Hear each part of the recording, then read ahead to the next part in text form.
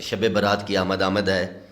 ہمارا اسلامی سال جو ہے محرم سے شروع ہوتا ہے، اور انگریزی جو ہے وہ جنوری سے شروع ہوتا ہے۔ ایک بڑی انٹرسٹ بات آپ کو بتانے لگا ہوں۔ علماء کہتے ہیں کہ فرشتے جو ہیں ان کا بھی سال شروع ہوتا ہے، ان کا بھی آغاز ہوتا ہے۔ وہ ان کا جو آغاز ہے وہ 15 شعبان کی رات کو ان کا نیو ایئر ہوتا ہے۔ یہ بڑی انٹرسٹ بات ہے کہ بڑی فرشتے بھی جو ہے اس رات کو بڑے خوش ہوتے ہیں، وہ خوشیاں مناتے ہیں، لیکن خوشیاں ہماری طرح نہیں مناتے، وہ اللہ کی عبادت کر کے جو ہے وہ خوشیاں مناتے ہیں۔ دوسرا، اللہ تبارک و تعالیٰ نے مسلمانوں کو 2 عیدیں عطا فرمائی ہیں، ایک عید الفطر ہے اور ایک عید الاضحیٰ ہے۔ یہ 2 عیدیں ہیں۔ جمعہ کو بھی عید کہا جاتا ہے، وہ خوشی ہے، لیکن ایک خاص جو سالانہ عید ہوتی ہے وہ 2 ہی عیدیں ہیں سالانہ ہماری، ایک عید الفطر اور ایک عید الاضحیٰ، جن کی ہم نماز پڑھتے ہیں وہ عیدیں۔ تو فرشتوں کی بھی عید ہے، علماء کہتے ہیں ان کی 2 عیدیں ہیں۔ وہ کون سی ہیں؟ ایک جو ہے شب قدر ہے، فرشتوں کی عید، اور ایک جو ہے شب برات ہے، یعنی کہ نجات دینے والی رات۔ یہ فرشتوں کی عید کی راتیں ہیں۔ بڑی خوبصورت یہ بات ہے کہ اس کے اندر جو ہے فرشتے بڑے خوش ہوتے ہیں، اور ان کی عید کی رات ہوتی ہے، کیونکہ فرمایا گیا ہے 2 قول ہیں قرآن کریم کی، جو آیت کریمہ ہے فیہا یفرق کل امر حکیم۔ 2 قول بتائے گئے ہیں کہ انسان کا جو نامہ اعمال ہے، پورے سال کا جو اس کا نامہ اعمال، اس کی زندگی، اس کی موت، اس کا نصیب، اس کا سفر، اس کی اولاد، اس کی خوش نصیبی، اس کی بدبختی، یہ ساری چیزیں ایک بندے کی اس رات میں لکھی جاتی ہیں۔ ایک قول یہی ہے۔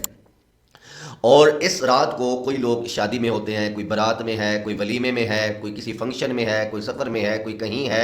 ہو سکتا ہے ہمارا کفن بازار میں آ چکا ہو اور ہم جو ہے دنیا کی رنگینی میں مست ہوں، حالانکہ یہ جو رات ہے بڑی ہی پیاری رات ہے، بڑی عبادت کی رات ہے، اپنے آپ کو جو ہے بخشوانے کی رات ہے۔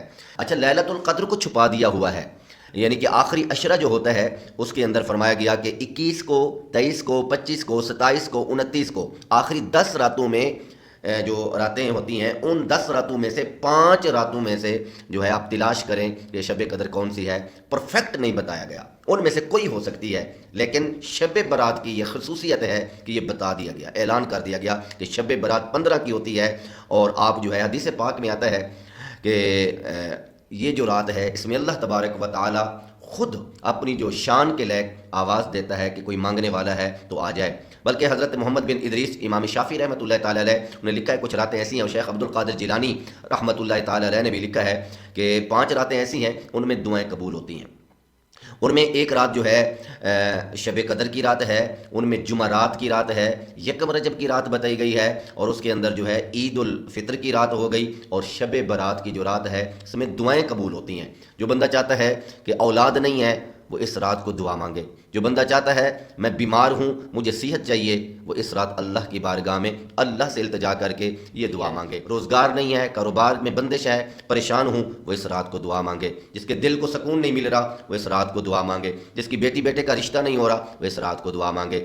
کوئی بھی معاملہ ہے، تعلیمی کامیابی چاہیے، دنیاوی، دینی، اخروی، کوئی بھی معاملہ ہو تو اس رات کو دعا مانگنے سے، کیونکہ فرمایا گیا ہے کہ یہ جو راتیں ہیں ان میں دعائیں قبول ہوتی ہیں۔ جب رب تبارک و تعالی خود بندے کو بلا رہا ہے تو پھر اگر خود بندہ محروم ہو جائے اور بیٹھا بھی کنارے پہ ہو، سمندر کا یعنی کہ رحمت کا سمندر اور رحمت کا دریا بہہ رہا ہو اور بندہ پیاسا رہ جائے، یہ بد نصیبی ہے۔ بلکہ حدیث پاک میں آتا ہے، حضرت امام ترمذی ابو عیسیٰ محمد بن عیسیٰ ترمذی رحمۃ اللہ تعالیٰ علیہ نے سنن ترمذی، جس کو جامع ترمذی کہا جاتا ہے، انہوں نے پورا ایک باب باندھا ہے، اس کے اندر شعبان کے پورے فضیلت ہے۔ ام المومنین سید عائشہ صدیقہ رضی اللہ تعالیٰ عنہا بیان فرماتی ہیں کہ نبی اکرم صلی اللہ تعالیٰ علیہ وآلہ وسلم، امام الانبیاء، خاتم النبیین، حضور اقدس، آقائی و مولائی صلی اللہ علیہ وآلہ وسلم اس رات کو جو ہے میرے حجر انور میں تھے۔ پھر میری آنکھ کھلی تو میں نے دیکھا آپ کو نہ پایا، تو میں ڈھونڈتی ڈھونڈتی تلاش کرتی جنت البقیع تشریف لے گئی، تو وہاں پر آقا علیہ الصلوۃ والسلام جو ہے دعا مانگ رہے تھے۔ مفہوم کے اندر آتا ہے۔ پھر نبی کریم علیہ الصلوۃ والسلام نے ارشاد فرمایا مفہوماً کہ کیا اللہ اور اس کا رسول تو اس لیے خوف کھا گئی ہے کہ تیرا حق جو ہے ضائع کر دیں گے، یعنی کہ تقاضۂ بشریت ان کے دل میں یہ آیا کہ شاید آج تو میرے پاس ٹھہرنا تھا، شاید کسی ازواج مطہرات کسی اور کے پاس آپ ازواج مطہرات میں سے کسی اور زوجہ محترمہ مکرمہ کے پاس چلے گئے ہیں۔ اور یہ بھی فرماتے ہیں کہ نبی اکرم صلی اللہ تعالیٰ علیہ وآلہ وسلم جو ہے اس مہینے کے اندر شعبان و شہری بھی حدیث میں آتا ہے، فرمایا گیا کہ شعبان میرا مہینہ ہے، تو یہ بھی ایک بہت بلند فضیلت ہو جاتی ہے۔ اور صحابہ کرام نے دو جملے ارشاد فرمائے، جملے سننے کے قابل ہیں، بڑے خوبصورت ہیں۔ وہ فرماتے ہیں شہرین متتابعین، کہ نبی اکرم صلی اللہ تعالیٰ علیہ وآلہ وسلم متتابعین شہرین، کہ 2 مہینے لگاتار روزے رکھتے تھے۔ وہ 2 مہینے کون سے ہیں؟ ایک رمضان کا مہینہ ہے اور ایک شعبان کا مہینہ ہے۔ آقا علیہ الصلوۃ والسلام جو ہے یعنی کثرت کے ساتھ روزے رکھتے تھے۔ ہم 1-2 روزے رکھنے سے بھی ڈرتے ہیں، تاکہ یہ روزے بڑے فائدہ مند ہوتے ہیں۔ جیسے آج کل پاکستان کا موسم جو ہے بڑا اچھا ہے، نہ زیادہ گرمی ہے نہ زیادہ سردی ہے، بڑا نارمل موسم ہے۔ باقی جو لوگ آؤٹ آف کنٹری رہ رہے ہیں، ہر بندہ اپنے اپنے موسم کے مطابق نفلی روزے ہیں، اگر کوئی رکھنا چاہے تو بڑا ایک موقع ہے، گولڈن چانس ہے، اس میں روزے رکھے جا سکتے ہیں۔ اس سے ایک باڈی ہمارا جسم تیار ہو جاتا ہے، ماہ رمضان آنے والا ہے، اس کی تیاری بھی ہو جاتی ہے۔ اور بہت سارے نیک لوگ اور خواتین گھر میں روزے کا اہتمام کرتی ہیں۔ اور حضرت علی المرتضیٰ شیر خدا حیدر کرار رضی اللہ تعالیٰ عنہ جو ہیں، آپ نے بھی فرمایا کہ شعبان کی 15 کو جو ہے 15 کی رات کو قیام بھی کرو اور صبح جو ہے روزہ بھی رکھو۔ یہ وہ ہیں جن کو نبی پاک علیہ السلام نے فرمایا انا دار الحکمت و علی بابھا۔ اور اسی مہینے کے اندر بہت سارے واقعات ملتے ہیں۔ حضرت امام حسین سید الشہداء سالار کربلا اور تاجدار بطحا امام المرسلین کے شہزادے اور نواسے اور جنت کے نوجوانوں کے سردار کی ولادت بھی فرمایا گیا کہ 15 کی روایت ملتی ہے کہ آپ کی ولادت باسعادت ہے، امت کے اندر آپ تشریف لائے کائنات کے اندر اور بہت بڑا نام کمایا۔ اور 16 شعبان کو قبلہ کی تحویل کا حکم آیا کہ نبی کریم علیہ الصلوۃ والسلام کچھ مہینے تک جو ہے 16 یا 17 مہینے یا 13 مہینے جو ہے آپ نے مسجد اقصیٰ کی طرف جو ہے منہ کر کے نمازیں پڑھیں۔ پھر حضور کی خواہش تھی کہ میرے آباء و اجداد کا جو ہے یہ قبلہ تھا، تو اللہ تبارک و تعالیٰ نے 16 شعبان کو یہ حکم ارشاد فرمایا نماز کی حالت میں کہ محبوب قبلۃ ترضاھا، آپ جو ہے جدھر راضی ہوتے ہیں آپ ادھر اپنا رخ پھیر لیں، ہم ادھر ہی قبلہ بنا دیتے ہیں۔ یہ بھی شعبان المعظم کے اندر جو ہے یہ چیزیں نصیب ہوئی ہیں۔ تو اس مہینے کے اندر جو ہے خاص جو ہے لوگ جو ہے اس رات کو ضائع کر دیتے ہیں، پٹاخوں کے اندر، 2 نمبر کاموں کے اندر، فلمیں دیکھ رہے ہیں، ڈرامے دیکھ رہے ہیں۔ آج کل پاکستان میں کوئی میچ وغیرہ ہو رہے ہیں تو اپنا وقت جو ہے میچ میں نہ ضائع کریں، اپنا وقت جو ہے ڈرامے میں، فلموں میں، موبائل میں، ان چیزوں میں نہ ضائع کریں۔ ہم مختصر زندگی کے لیے وقت کے لیے اس دنیا میں آئے ہیں تو ہم نے واپس جانا ہے، تو ضرور جو ہے کوشش کریں کہ مغرب عشاء اور فجر کی نماز باجماعت پڑھی جائے اور اس کے اندر جو ہے نیک اعمال بجا لیں، اور اللہ کے قرآن کا کوئی درس کہیں پہ ہو رہا ہے، کہیں پہ ذکر کی محفل ہو، مجالس ہوں تو وہاں پر جو ہے ضرور شرکت بھی کریں۔ یہ راتیں جو ہیں جن میں بتائی گئی ہیں کہ بڑی عبادت والی اور دعا کی قبولیت والی راتیں ہیں، لیکن یہ بھی یاد رہے فرمایا گیا کہ کچھ بدبخت ایسے بھی ہیں جو ان راتوں میں بخشے نہیں جاتے۔ اللہ اکبر! یہ بد نصیبی ہے ان لوگوں کی کہ اس رات کو یعنی کہ پیاسے اور محروم رہ جاتے ہیں۔ ان میں سے پہلا بندہ بد نصیب جن کی اس رات میں بخشش نہیں ہے وہ مشرک ہے۔ مشرک کی کبھی بخشش نہیں ہوتی، وہ پلید ہے، وہ نجس ہے، وہ ناپاک ہے۔ وہ 7 سمندروں میں نہا لے، غوطے لگائے، جتنا مرضی کپڑے اچھے پہنے، پرفیوم لگائے اور ڈریسنگ اچھی ہو، سب کچھ ہو، لیکن وہ ناپاک ہی رہے گا۔ کل بھی مشرک ناپاک تھا، آج بھی ہے، ہمیشہ رہے گا۔ مومن پاک ہوتا ہے اور مشرک پلید ہوتا ہے، اس کی بخشش کی دعا بھی نہیں مانگی جا سکتی، اور جو ہے مشرک ہوتا ہے اس کی نہ بخشش کی دعا مانگی جا سکتی ہے نہ وہ بخشا جا سکتا ہے۔ اللہ بڑے بڑے گناہ معاف کر دیتا ہے لیکن مشرک کو معاف نہیں کرے گا۔ یاد رکھیں پچھلے ہم نے ایک پیغام دیا تھا کہ ایک انڈیا کا بدبخت مشرک مرا تھا تو بہت سارے مسلمانوں نے اس کی بخشش کی دعا مانگی تھی۔ یہ ہماری جہالت ہے اور حماقت ہے اور لا علمی ہے، تو نہ مشرک کے لیے ہم دعا مانگ سکتے ہیں نہ مشرک کی بخشش ہوتی ہے۔ قرآن کریم اس پر گواہی دیتا ہے۔ تو دوسرے نمبر پر جو کینہ پرور ہوتا ہے، لوگوں کے دل صاف نہیں ہوتے۔ فلاں ترقی کیوں کر گیا ہے، لوگ فلاں کی عزت کیوں کرتے ہیں، فلاں کا بیٹا امتحان میں پوزیشن کیوں لے گیا ہے، فلاں نے گاڑی کیوں لے لی ہے، فلاں کا کاروبار کیوں چمک گیا ہے، فلاں کا بیٹا دوسرے ملک کیسے چلا گیا ہے، فلاں کا بیٹے کو جو ہے آؤٹ آف کنٹری ایڈمیشن کیسے مل گیا ہے، فلاں جو ہے اس نے اپنی کمپنی کیسے بنا لی ہے، یار اس کی تو سٹائل فلاں ہے، اس کا گھر اتنا اچھا بن گیا ہے، اس کے کپڑے اچھے ہوتے ہیں۔ تو یہ ساری چیزیں بعض اوقات جو ہے کینے کے لیے سازگار بنتی ہیں۔ تو کینہ پرور جو ہوتا ہے اس کی بخشش نہیں ہے اس رات میں بھی، لیکن اگر کوئی توبہ کر لے، اپنے دل کو صاف کر لے، ستھرا کر لے. کسی کے لیے محسود کو کچھ نہیں ہوتا. حاسد جو ہوتا ہے وہ ذلیل و خوار ہوتا ہے. توبہ کرے، اپنے دل کو صاف ستھرا رکھے، انشاءاللہ آپ کا چہرہ بھی چمکے گا، آپ کے دل کو، آپ کے دماغ کو بھی سکون ملے گا. تو کینہ پرور جو ہے وہ معافی مانگے، پھر اس کی بخشش ہو سکتی ہے. اور ایک والدین کا نافرمان. آج ہم اپنے معاشرے میں دیکھتے ہیں جیسے تعلیم دنیا کی بڑھتی جا رہی ہے بالخصوص، تو والدین کی نافرمانی میں بھی اضافہ ہو رہا ہے. گھر گھر میں ایسے بدبخت پیدا ہو رہے ہیں، بیٹیاں بھی بیٹے بھی. سب کی بات نہیں کر رہا جو نافرمان ہے. جو خبریں ہم تک پہنچتی ہیں کہ والدین کی نافرمانی میں اضافہ ہو رہا ہے. گھر میں بیٹے بھی نافرمان، بیٹیاں بھی نافرمان. ماں باپ کو ستاتے ہیں، دکھ دیتے ہیں، صدمے پہنچاتے ہیں. ماں باپ ساری زندگی ان کی خوشی کے لیے اور ان کے لیے جو ہے ان کو پالتے ہیں، پوستے ہیں، جوان کرتے ہیں، انگلی پکڑ کے کھلاتے ہیں. گرمی سردی نہیں دیکھتے، پسینے میں ڈوب جاتے ہیں اور جو ہے ان کی خدمت کرتے ہیں. جب وہ جوان ہو جاتے ہیں، آنکھیں ان کی جو ہے ماتھے پہ آ جاتی ہیں، شرم نہیں آتی. ایسے لوگ جو ہے فرمایا کہ ان راتوں میں بھی ان کی جب بخشش کا دریا بہہ رہا ہو، ان کی بخشش نہیں ہوتی. ہاں، اگر وہ اپنے ماں باپ کے قدم پکڑیں اور ان کے قدم چومیں، معافی مانگے اللہ تبارک و تعالیٰ سے. پہلے ماں باپ کو راضی کریں، پھر خدا کے دربار میں ان سے معافی مانگے کہ آئندہ ہم نہیں ستائیں گے، تو پھر ان کی بھی بخشش ہو سکتی ہے. ہمارے ایک عالم دین مکۃ المکرمہ وہاں پہ حج کے لیے گئے، تو وہاں پر وہ اپنی والدہ کے ساتھ تھے. جب طواف کر لیا تو والدہ بیٹھ گئی، یہ بھی بیٹھ گئے. انہوں نے اپنی والدہ کے قدم دبانا شروع کر دیا. ماں نے پوچھا کیا ہوا؟ تو کہنے لگے کہ نبی پاک علیہ السلام کا فرمان ہے الجنت تحت اقدام الامہات، ماں کے قدموں کے نیچے جنت ہے. تو ماں نے دعا کی کہ اللہ تعالیٰ تجھے اتنا مقام مرتبہ دے کہ وقت کے حاکم تیری جوتیاں اٹھائیں.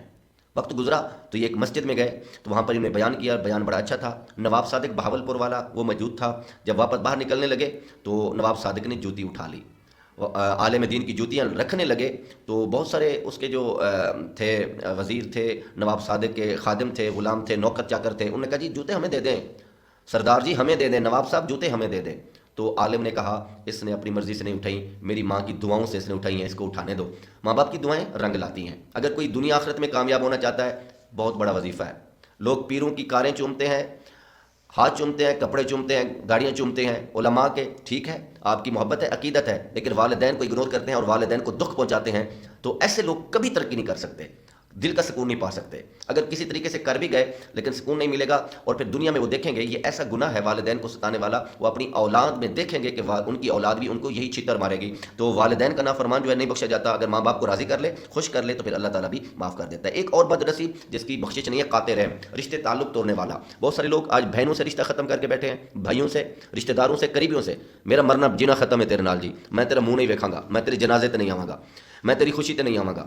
بڑی کوشش کرتے ہیں معافیاں مانگیں، لیکن ان کے دل میں قلبہ من حجر، یعنی کہ ان کے دل پتھر سے بنے ہوتے ہیں، پتہ نہیں کیا ہوتا ہے، وہ معاف نہیں کرتے اور رشتے توڑتے جاتے ہیں. جیسے چھری سے ہم ٹماٹر کاٹتے ہیں، مولی گاجر کاٹتے ہیں، ایسے وہ رشتوں کو کاٹ دیتے ہیں، تعلق ختم کر دیتے ہیں. فرمایا اس کی بھی بخشش نہیں ہے. ہاں، وہ توبہ کرے، ان سے معافی مانگے، ان سے صلہ رحمی کرے. اللہ تبارک و تعالیٰ نے اور پیارے آقا علیہ الصلوۃ والسلام نے یہ حکم ارشاد فرمایا ہے. چغل خور کی بخشش نہیں ہے. چغل خور وہ کہتا ہے دوسروں کے کان بھرتا ہے، بات بھی بتا دی، پھر کہ یار میں ویسے تینوں دسن لگا سا، کوئی گل میرے دل میں نہیں سی. ویسے چغل خور جو ہوتا ہے اس کی بھی بخشش نہیں ہے. ایک آخر میں وہ بد نصیب جو شراب پیتا ہے. آج ہی میرے ایک دوست نے بتایا کہ ایک نوجوان لڑکے کی ڈیتھ ہوئی ہے. میں نے کہا کیا ہوا؟ تو نوجوان تھا، وہ کہنے لگا کہ وہ اللہ معاف کرے اس کے گردے ختم ہو گئے تھے. کیونکہ آج کل شراب پینے سے جو ہے آپ کو پتہ ہے گردے کی بیماریاں بڑھ رہی ہیں. تو گردے نوجوانوں کے ختم ہو رہے ہیں کیونکہ وہ شرابیں پیتے ہیں، زناکار. اور ایک اور روایات میں اور لوگوں کا بھی ذکر ہے، مثلا قاتل ہو گیا، زناکار ہو گیا، ان کی بھی جب تک وہ توبہ نہ کریں بخشش نہیں ہوتی. حضرت عبداللہ بن مبارک کے بارے میں آتا ہے کہ حضرت عبداللہ بن مبارک رضی اللہ رحمۃ اللہ تعالیٰ علیہ جو تھے، وہ پہلے شراب کے عادی تھے. پھر ایک مرتبہ وہ فرماتے ہیں کہ میری بیٹی تھی 2 سال کی، میں شراب پیتا تھا، وہ ہاتھ مارتی تھی، وہ گر جاتی تھی. لیکن جو ہے حضرت عبداللہ بن مبارک رحمۃ اللہ تعالیٰ علیہ آپ جو ہے فرماتے ہیں کہ رات کو میں سویا تو میں کیا دیکھتا ہوں، قیامت کا منظر ہے اور قیامت قائم ہے. اور میں کیا دیکھتا ہوں کہ میرے پیچھے جو ہے ازدہا ایک سانپ دوڑ رہا ہے، میں بھاگ رہا ہوں. تو آگے بزرگ آ گئے تو میں نے کہا مجھے بچو. اس نے کہا میں کمزور ہوں، نہیں بچا سکتا. آگے گیا تو پہاڑ تھا، پہاڑ پہ چڑھ گیا، آگے دیکھا تو جہنم کی آگ ہے. کہتے ہیں میں پیچھے مڑا تو پھر میں نے کہا کہ مجھے بچاؤ، مجھے بچانے والا کوئی نہیں تھا. تو کہتے ہیں کہ میں نے بزرگ کو کہا، اس نے کہا کہ تم اوپر چڑھ، ہو سکتا ہے تمہاری کوئی امانت ہو تمہیں بچا لے. کہتے ہیں میں دوبارہ چڑھا تو دیکھا کہ بہت سارے بچے آ رہے ہیں اور بچے جو ہیں ان میں میری 2 سال کی صاحبزادی بیٹی بھی ہے. مجھ سے بہت وہ پیار کرتی تھی، میں بھی بہت پیار کرتا تھا. اسے چمٹ گئی، میں نے چوما، پیار کیا، بوسہ دیا، میں نے اسے گود میں بٹھا لیا. میں نے کہا بیٹا میرے پیچھے ازدہا لگا ہوا ہے، ایک بزرگ ملے ہیں وہ مجھے بچا نہیں سکے، کیا ماجرا ہے؟ تو اس نے کہا وہ جو ازدہا ہے وہ آپ کا گناہ ہے، آپ شراب پیتے ہیں، دوسرے گناہ کرتے ہیں، تو اس لیے وہ آپ کے پیچھے گناہ پیچھا کر رہے تھے، وہ سانپ ازدہا نہیں ہے۔ تو دوسرا اس نے کہا جو کمزور بزرگ ہے، اس نے کہا وہ تمہارے نیک اعمال ہیں، تمہارے نیک اعمال کمزور ہیں، تم عبادات میں کمزور ہو، حقوق اللہ حقوق العباد میں کمزور ہو، لہٰذا تم جو ہے ابھی تک۔ اس نے قرآن بھی سنایا تو بڑے متعجب ہوئے، کہتے ہیں میری آنکھ کھلی تو میں نے توبہ کی، کپڑے پہنے، غسل کیا، نوافل پڑھے، اللہ کی بارگاہ میں توبہ کی، اور میری اس رات یعنی شب برات کی رات کو اللہ تبارک و تعالی نے مجھے یہ توفیق عطا فرمائی۔ تو یہ رات جو ہے انقلاب برپا کرتی ہے، اور بہت سارے لوگ جو ہے بدل جاتے ہیں۔ بہت سارے لوگ پوچھتے ہیں ہم سے کہ یار کوئی عبادات بتا دیں کہ عبادات کیسی کرنی ہے۔ 2-3 وظیفے عرض کر دیتا ہوں، آپ اگر توجہ فرما لیں اور یاد کر لیں تو بہت ساری چیزیں ہم سمجھ سکتے ہیں اور دوسروں کو بتا سکتے ہیں۔ فرمایا گیا کہ اس رات کو صلاۃ الخیر کے نوافل پڑھے جائیں، 100 رکعت نماز نفل پڑھی جائے، ہر رکعت میں الحمد شریف کے بعد علماء نے کہ 10 مرتبہ قل شریف پڑھا جائے۔ بلکہ شیخ عبدالحق محدث دہلوی رحمۃ اللہ تعالی علیہ فرماتے ہیں کہ ہر رکعت میں الحمد شریف کے بعد جو ہے 11 مرتبہ قل شریف پڑھا جائے، 100 رکعت صلاۃ الخیر پڑھے جائے، بڑی یکسوئی کے ساتھ اور بڑی توجہ کے ساتھ جو ہے، کافی سارا وقت بھی لگ جائے گا۔ آپ جو ہے موبائل چھوڑ کر، اپنا بستر چھوڑ کر، اپنی مصروفیت ترک کر کے جو ہے آپ یہ نوافل پڑھیں، اس کا بہت زیادہ فائدہ لکھا گیا ہے۔ اور فرمایا گیا کہ نبی کریم علیہ الصلوۃ والسلام نے حضرت سیدنا عباس رضی اللہ تعالیٰ عنہ، جو نبی کریم علیہ الصلوۃ والسلام کے چچا ہیں، عباس بن عبد المطلب رضی اللہ تعالیٰ عنہ، آپ نے ان کو ایک وظیفہ عطا فرمایا۔ فرمایا تمہیں ایک اچھی خبر نہ دوں، ایک تحفہ یعنی نہ عطا فرماؤں؟ اس کا مفہوم تھا کہ ایک میں گفٹ عطا فرمانے والا ہوں۔ فرمایا کہ عرض کی کہ حضور بتا دیں۔ نبی پاک علیہ السلام نے ارشاد فرمایا ایک ایسا وظیفہ بتا رہا ہوں، تیرے جتنے گناہ ہوں گے سمندر کے قطروں کے برابر ہوں گے، اور ریت کے ذرے ہیں، آپ کے جتنے گناہ ہوں، اگلے پچھلے چھوٹے بڑے نئے پرانے ظاہر باطن، سارے گناہ معاف ہو جائیں گے۔ فرمایا کہ اس وظیفے کو ہو سکے تو سال میں ایک مرتبہ، سال میں نہ ہو سکے تو مہینے میں ایک مرتبہ، اور بلکہ فرمایا کہ کوشش کرو روزانہ پڑھو، اگر روزانہ نہیں پڑھ سکتے تو پھر ہفتے میں ایک دفعہ پڑھ لو، جمعے ہی پڑھ لو، اگر ہفتے میں نہیں پڑھ سکتے تو پھر مہینے میں ایک دفعہ، مہینے میں بھی نہیں پڑھ سکتے فرمایا سال میں ایک دفعہ پڑھ لیں، اگر سال میں بھی نہیں پڑھ سکتے۔ دیکھو اسلام کا یہ حسن ہے کہ اسلام ہمیں جو ہے اتنا خوبصورت جو ہے چیزیں، اتنی آسانیاں اور اتنی چھوٹ عطا فرماتا ہے۔ فرمایا کہ سال میں بھی نہ پڑھ سکو نا، اتنا تم بیزی ہو تو پھر زندگی میں ایک بار ضرور پڑھنا۔